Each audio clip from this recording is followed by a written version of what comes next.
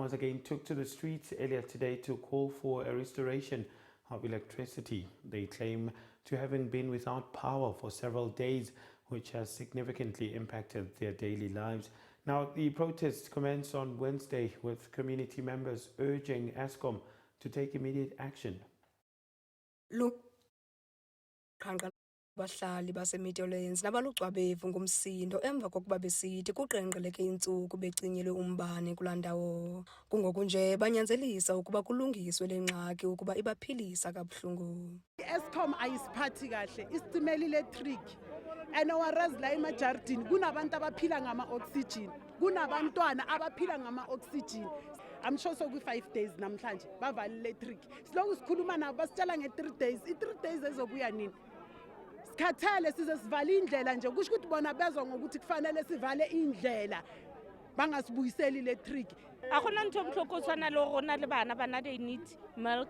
Re na le batho ba kulang ko dintlong ba ileng gore ba sebedisa di-injection tsa sukiri tse dula mo fridging, di-fridge di off gona yanong. Re na le bomme ba bonkgono ba ileng gore ba need medication gore Eskom if wa fila gore a khone go katla a romele ba bang ba khonang go katla ba tle ba tlo re addressa mona re sa utlwa dilo via phone.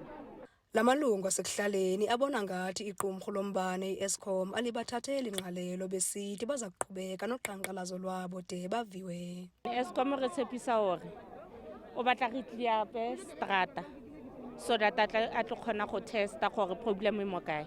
We fail to understand hore if a batla re clear pe strata a tlo checka hore problem e mo kae. Ba ne ba re boditse hore ba tlo re laetela in 3 days time. Then today are re tshwanetse re clear pe strata then ba tlo khona go tla ba khona go kena. Then ba tshaba go katla because of khwatshisiwa strata di kwetswe a ba khone go ka feta ba katla mona ba tlo khona go re thusa. Go qhubeka up until Eskom a utlwe sello sa rona. Re tlo qhubeka up until Eskom a tlo bona gore ke eng problem ya mo Meadowlands e leng gore a e khone go ka solve. Olu qhankqalazo ludale uphazamiseko kwindlela yokuhamba iimoto njengoba abahlali bevale mbanga amatye namatayali avuthayo. Kwaye ukuvulwa kwale ndlela kuxhomekeke kulungisweni kombane kulaa ndawo.